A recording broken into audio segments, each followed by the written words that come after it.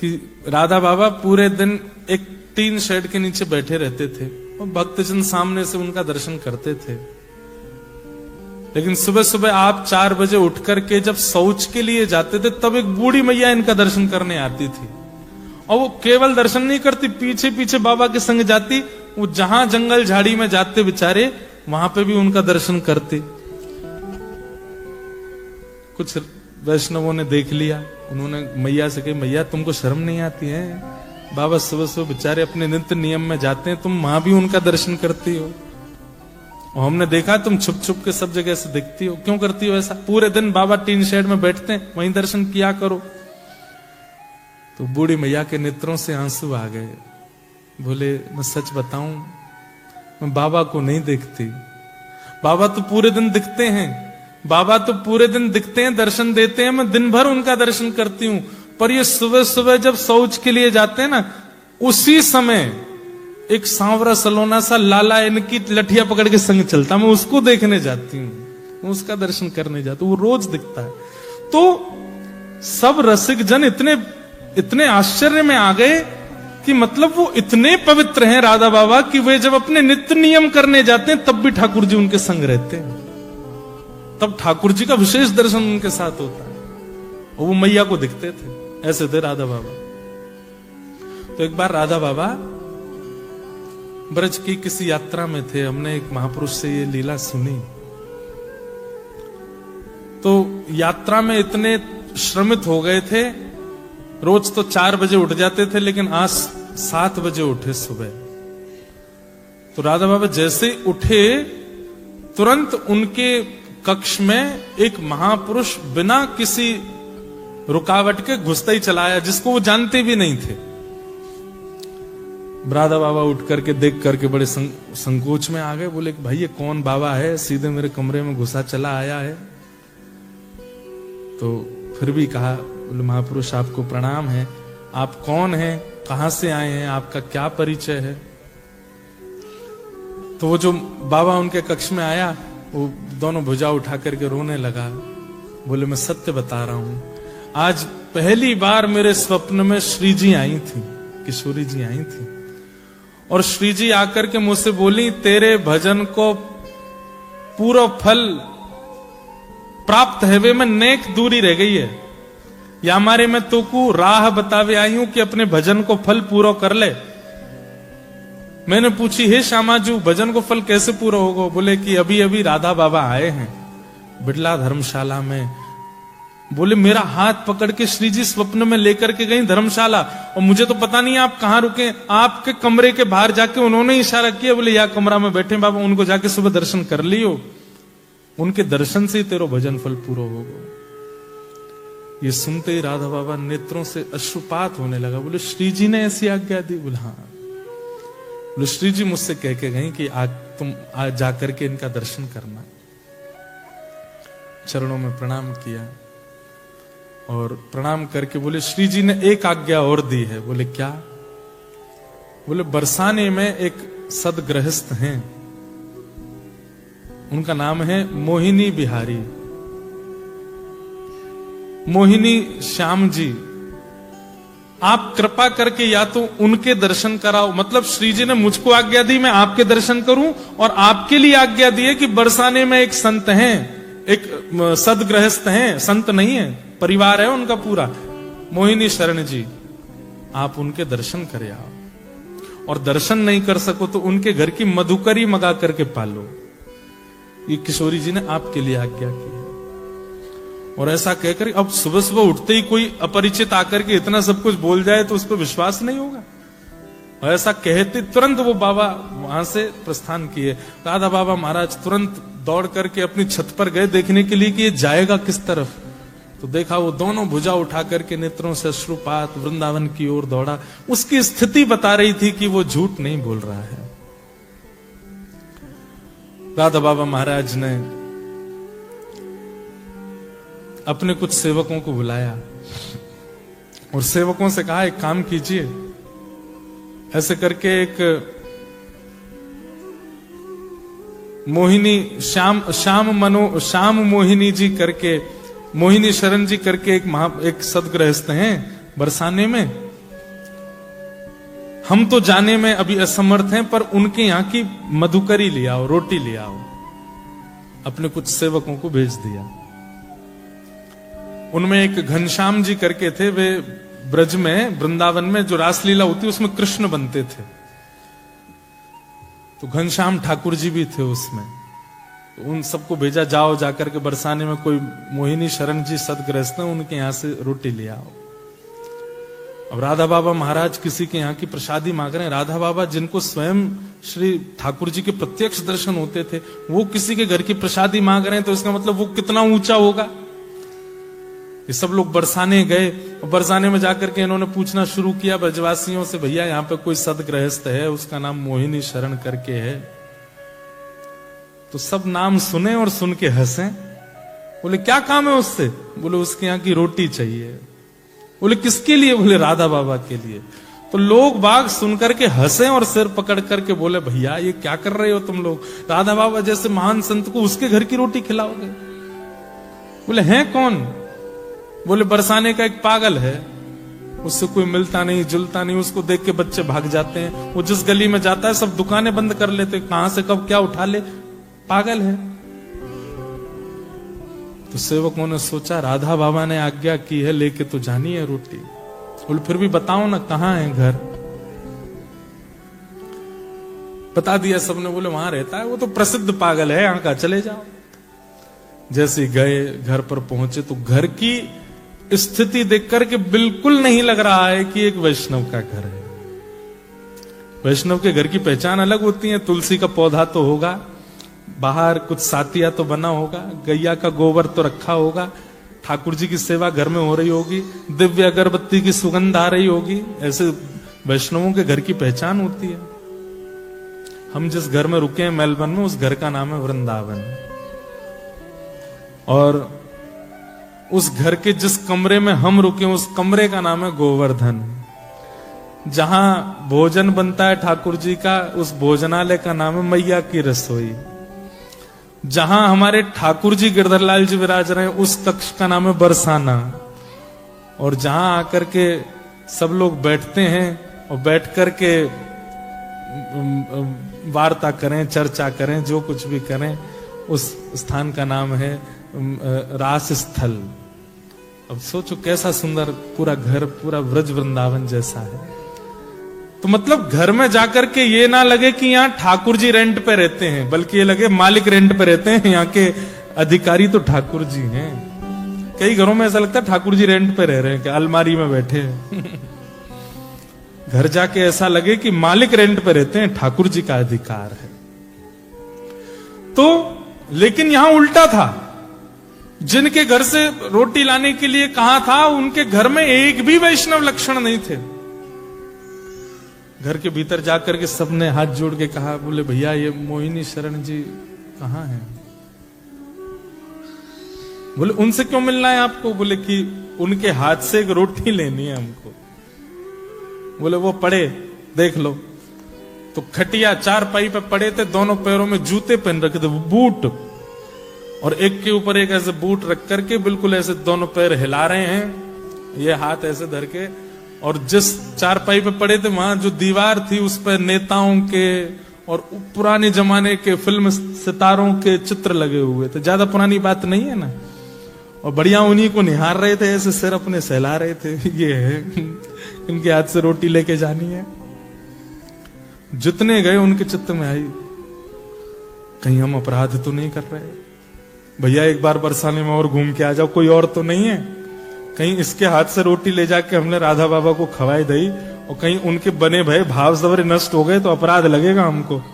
या आचार विचार से कहां से लग रहा है कि इसके हाथ की रोटी? सब जगह एक राउंड और मार के आए बरसाने में। सबने कहा नहीं वही है, एक ही है बस, और कोई नहीं है। बोले पता नहीं कैसी लीला है। दो तीन तो भीतर गए नहीं, बोले हम तो नहीं जा रहे, हम तो पहले बाबा को भी सच्चाई बता देंगे, ले आओ रोटी तो लेके जानी है।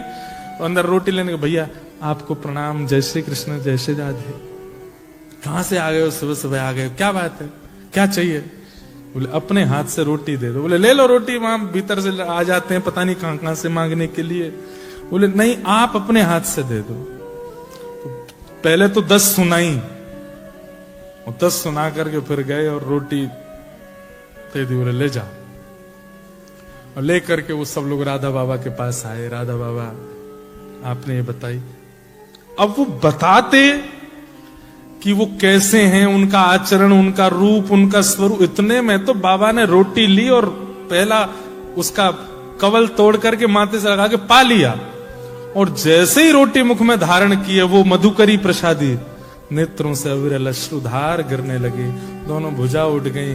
किशोरी जी की दिव्य लीलाओं का अनुभव होने लगा, नेत्र लाल पड़ गए, शरीर कंपायमान होने लगा। सामने जो आया, जिसके प्रति उनको अधिकार लगा, तोड़ करके उसको हाथ में नहीं दी, बोले मुंह खोलो, सीधे मुख में। और जिसको भी वो टूक पधराते जाएं, उसके नेत्र बंद हो जाएं, नेत्रों से अश्रुधार, और वही श्री राधा प्रेम में प्रेम मगन होकर के झूमने लग जाए। अब जिन जिनको उनके स्वरूप पर संकोच हुआ था, सब बोले ये क्या हो रहा है। पूरे कक्ष में बैठे हुए लोग भावावेश में चले गए। हाथ आगे बढ़ाया, राधा बाबा ने तिरछी नजर से देखा, बोले तुम अधिकारी नहीं हो इसके, क्योंकि तुम दोष बुद्धि से देख करके आए हो। और महाराज एक आध घंटे नहीं, 24 घंटे की भाव समाधि लगी उन लोगों की जिन्होंने वो रोटी की प्रसादी पाई, मधुकरी। वहीं से ही बाबा ने प्रणाम किया और बाबा तो वहां से चले गए। लेकिन जो घनश्याम ठाकुर जी जो रासलीला में कृष्ण बनते थे, वो भी गए थे वहां लेने। उन्हीं के मन में पहले दोष आया कि ये कैसे भक्त हैं। उनके मन में आया कि कोई तो बात है, मैं जाकर के देखूं तो सही, कहीं ऐसा तो नहीं है कि वो अपनी भक्ति को छुपाते हैं। ऐसा हो नहीं सकता कि उनकी प्रसादी से ये सब हो गया। घनश्याम ठाकुर जी गए बरसाने, और बरसाने गए तो आज वो और ज्यादा विचित्र रूप में बैठे थे। वो कोट वोट पहन के, बूट वोट पहन के, बिल्कुल ऐसा दिखावे सबको संसार को कि महापागल हैं, संसारी हैं और विचित्र, सब उनसे दूर दूर रहें।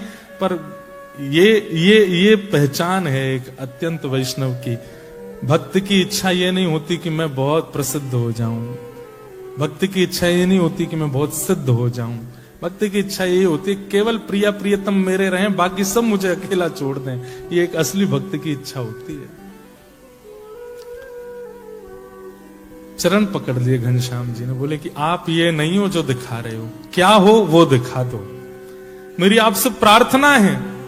बहुत अच्छा नाटक करते हैं आप, आपके शब्दों में भी कहीं से भी वैष्णवता नहीं झलकती, आपके रूप प्रारूप में भी कहीं से वैष्णवता नहीं, आपके आसपास भी ऐसी आपने व्यवस्था कर रखी है कि किसी प्रकार से वैष्णवता का दर्शन नहीं हो। लेकिन मेरी आपसे प्रार्थना है, एक ब्रजवासी होने के नाते आपसे प्रार्थना कर रहा हूं, अपना असली रूप दिखाओ।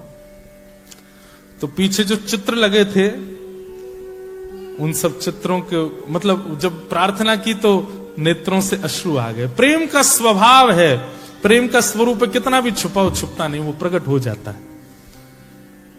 तो नेत्रों में जब अश्रु आए तो घनश्याम ठाकुर जी ने कहा, आप ये नहीं हो जो दिखा रहे हो, कौन हो वो दिखाओ। तो पीछे जो दीवार पे वो चित्र लगे थे फिल्म सितारे वगैरह के, वो वास्तव में एक लकड़ी की दरवाजा था।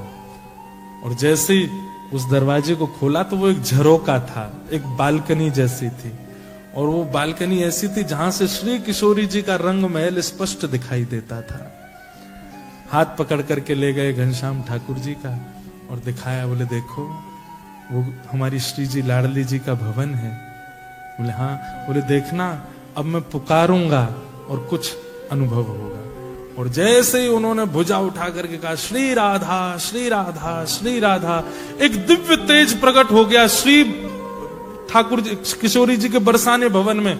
और उस दिव्य तेज में सर्वांगीण अंग तो नहीं दिखा, लेकिन दिखा कि दिव्य तेज जैसे समाप्त हुआ तो वहां पर कोई सुंदर सी चुनरी पहन करके कोई एक सखी आई है, जिनका रूप ऐसा था, इतनी दूर से स्पष्टता नहीं हो रही थी। वो जो जिनके घर गए थे वो तो भुजा उठा करके नृत्य करने लगे। घनश्याम ठाकुर जी देख करके वहीं मूर्छित हो गए और मूर्छित होकर के चरण पकड़ लिए। बोले कि मुझे अनुभव करा दो। बोले कि अभी आपके चित्त में वैष्णवों के प्रति दोष भाव आ जाता है, पहले उस दोष भाव को दूर करो। कभी वैष्णव की आचार विचार कई बार वो इसलिए बनावटी रखते हैं कि हमारी भक्ति को नजर ना लगे, हम महासंसारी दिखाई दें सबको। इसलिए वैष्णव को परखने में राधा बाबा जैसे हो जाओ, जिन्होंने आपके द्वारा निंदा सुनी नहीं, उससे पहले प्रसाद पा लिया। ऐसी वैष्णवता जिस दिन आपके चित्त में आ जाएगी, आप जैसी बरसाना भवन की ओर देखोगे, श्री जी दिख जाएंगी। घनश्याम ठाकुर जी तो मगन हो गए, चरण पकड़ लिए, बोले कि बस अब आप कृपा करो। ये है वैष्णवता। और फिर घनश्याम ठाकुर जी फिर उसी भाव में रहने लगे। अब तो ऐसी स्थिति उनकी हो गई कि अब कोई वैष्णव नहीं भी है और वो राह में खड़ा खड़ा अगर कुछ दुष्पान कर रहा है या कुछ दुर्वस्तु धुआं जैसा उड़ा रहा है, वो उसको भी प्रणाम करते, बोले तुम जरूर अपनी भक्ति छुपा रहे हो, इसलिए ऐसे हो ना, मुझे पता है तुम।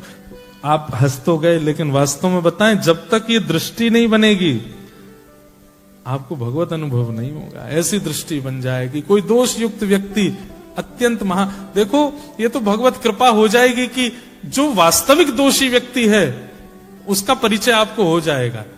लेकिन जिसमें दोष नहीं है, जो केवल दोष का आडंबर कर रहा है, उसके प्रति आपके सहज भावना हो जाएगी कि ये तो इनका केवल बाह्य प्रकाश है, भीतर से तो ये परम भक्त है। ठाकुर जी रीझ है ना रीझ है चले गो, कोई भक्त रीझ जाए वही तो काम है जाए। वो संत चरण रज।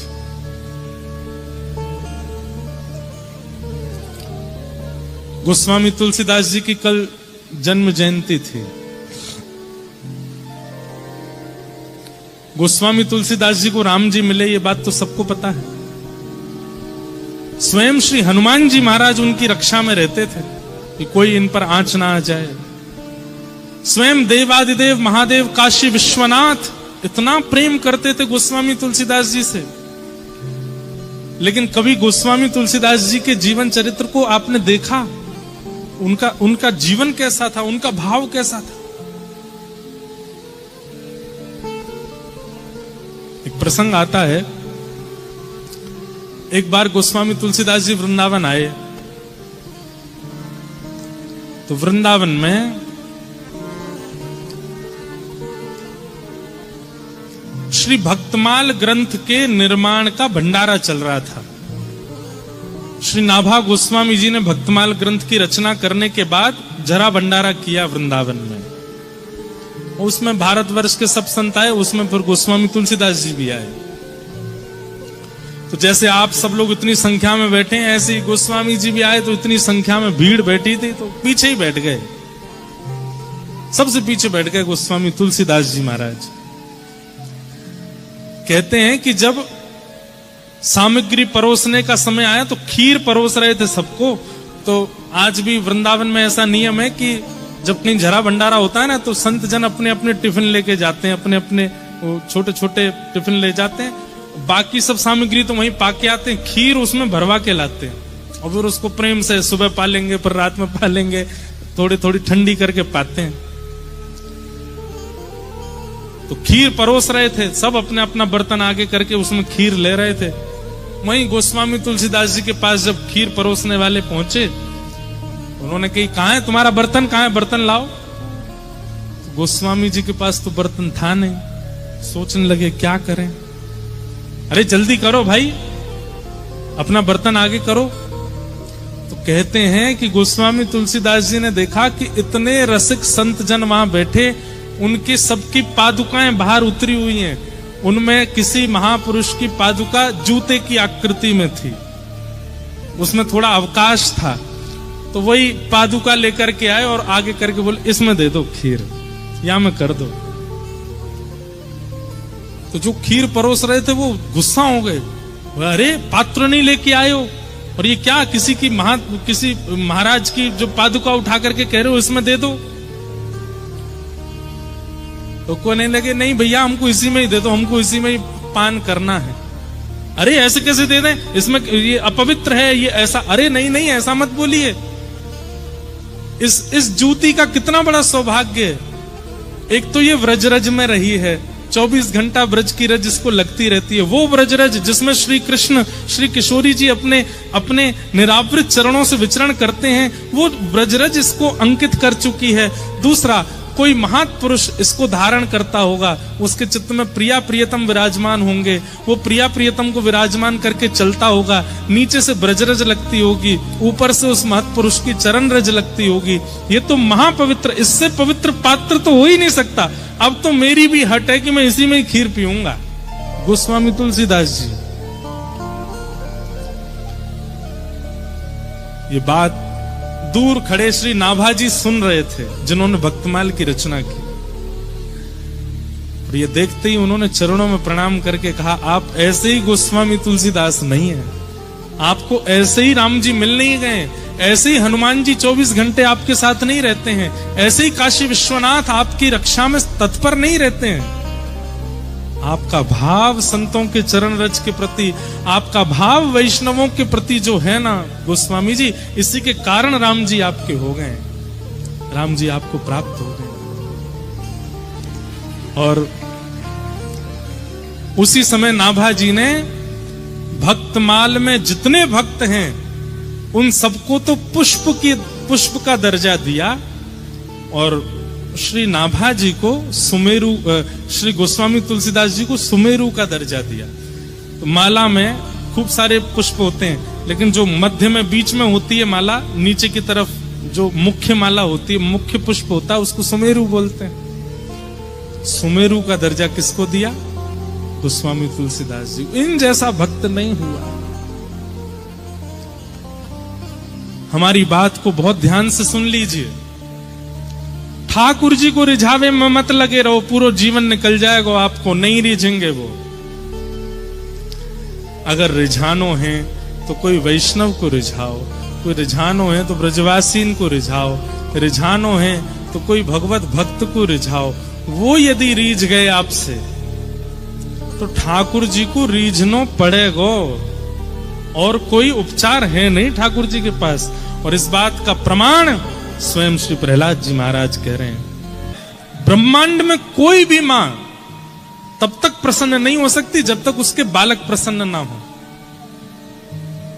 हम लोगों के अंदर ज्ञान के नाम पर शून्यता, वैराग्य के नाम पर शून्यता, और भक्ति के नाम पे हम 1000 नंबर ले आते हैं। भक्ति हम में खूब है, लेकिन ज्ञान शून्य, वैराग्य शून्य। देखो, हम सब हिंदू भाई लोग बैठे हैं, हम सबके घर पे कोई भी मेहमान आता है, कोई भी महाराज जी आते हैं, कोई भी संत आते हैं, तो हम क्या करते हैं? आरती उतारते हैं, चंदन लगाते हैं, अक्षत लगाते हैं, चावल लगाते हैं। बताओ चावल क्यों लगाते हैं? आप आज तक लगाते आए हैं, लेकिन आपको ही नहीं पता कि चावल क्यों लगाते हैं। भक्ति तो है, ज्ञान नहीं। नए घर में प्रवेश करने से पहले मंगल चिन्ह बनाएंगे। बनाना तो सबको आता है, सबको पता है कि इसके चारों खाने एक जैसे होने चाहिए, इन चारों में बिंदी होनी चाहिए, लेकिन वो बनाया क्यों जाता है ये किसी को नहीं पता। उसका कारण क्या है? ऐसा नहीं है कि मैं सबके लिए बोल रहा हूं, पर अधिकतर लोगों को नहीं पता होगा क्यों होता है। अब दीपावली पर कहते हैं कि राम जी वापस आए थे, लेकिन पूजा होती है लक्ष्मी और गणेश की। लक्ष्मी जी की पूजा क्यों होती है? और लक्ष्मी जी की पूजा नारायण के साथ में हो तो समझ में भी आता, गणेश जी के साथ में क्यों होती है? इन दोनों का तो कोई मेल ही नहीं है, बस करे जा रहे हैं। भक्ति है हमारे चित्त में। आप कहोगे महाराज जी जब संशय प्रकट करी थी तो उत्तर भी दे दो सबके, फिर कथा उसी में ही निकल जाएगी सारी। लक्ष्मी जी की पूजा इसलिए होती है क्योंकि उसी दिन लक्ष्मी जी का प्रादुर्भाव हुआ था समुद्र मंथन में। और गणेश जी की पूजा साथ में इसलिए होती है कि भाई लक्ष्मी अगर प्राप्त हो गई और बुद्धि के देवता गणेश जी यदि प्राप्त नहीं हुए तो लक्ष्मी का व्यक्ति दुरुपयोग कर सकता है रावण की तरह। इसलिए गणेश जी की पूजा की जाती है, क्योंकि गणेश जी विघ्न विनायक हैं, बुद्धि प्रदायक हैं। तो लक्ष्मी मिले और साथ में विघ्न विनायक बुद्धि प्रदायक गणेश जी आवे तो लक्ष्मी कहां लगानी चाहिए, कैसे उनका व्यवहार करना चाहिए, ये हम सीखेंगे। इसलिए लक्ष्मी जी के साथ गणेश जी की पूजा होती है।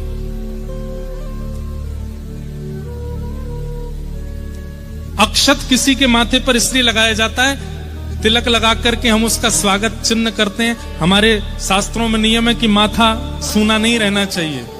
सूना माथा देखने से पुण्य नष्ट होते हैं। अब जो रखता है सूना माथा, उसका तो क्या ही होता होगा। अगर कोई सूना माथा है, माथे पर कोई चिन्ह नहीं है, तिलक नहीं है, स्वरूप नहीं है, और वो अगर हमारे सामने आ जाता है, हमारे भले ही तिलक लगाए, लेकिन सूने माथे वाले को जब हम देख लेते हैं तो हमारे ही पुण्य घटने लगते हैं, उसका तो क्या ही होता होगा। इसलिए हमारे यहाँ नियम है, जब भी कोई मेहमान आए तो पहले तिलक लगा देते हैं कि भैया तुम हमारे घर आकर के पुण्य छीण मत कर देना, आपके तिलक देख करके हम सबके पुण्य बचे रहें। अक्षत क्यों लगाते हैं? अक्षत अक्षय का प्रतीक है। अक्षय मतलब जिसका कभी क्षय नहीं होता। आपकी आयु अक्षय हो, आपका ज्ञान अक्षय हो, आपकी बुद्धि अक्षय हो, इसलिए अक्षत लगाते हैं। और भी कई प्रमाणित और शास्त्रीय बातें।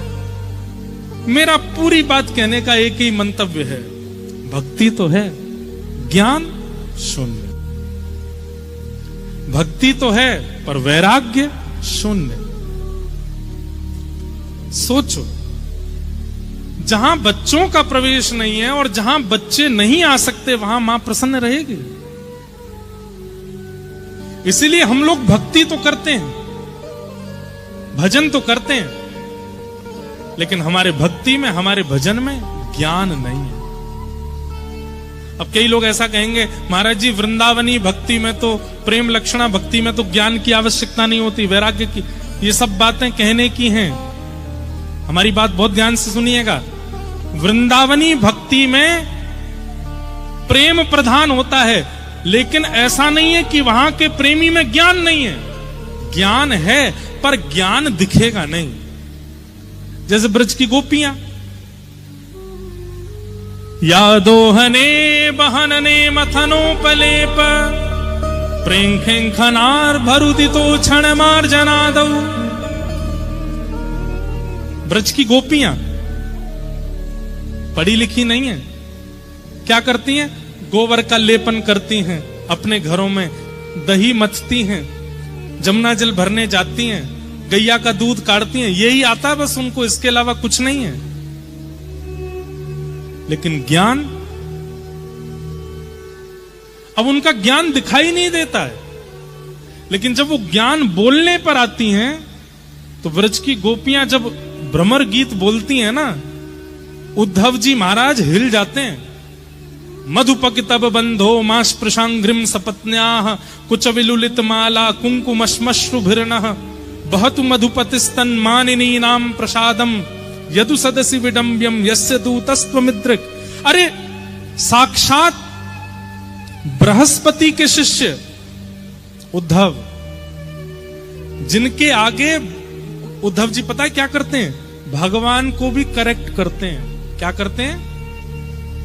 ठाकुर जी भी जब प्रवचन करते हैं ना, तो ठाकुर जी के प्रवचन में क्या करेक्शन होना चाहिए, ये उद्धव जी का काम है।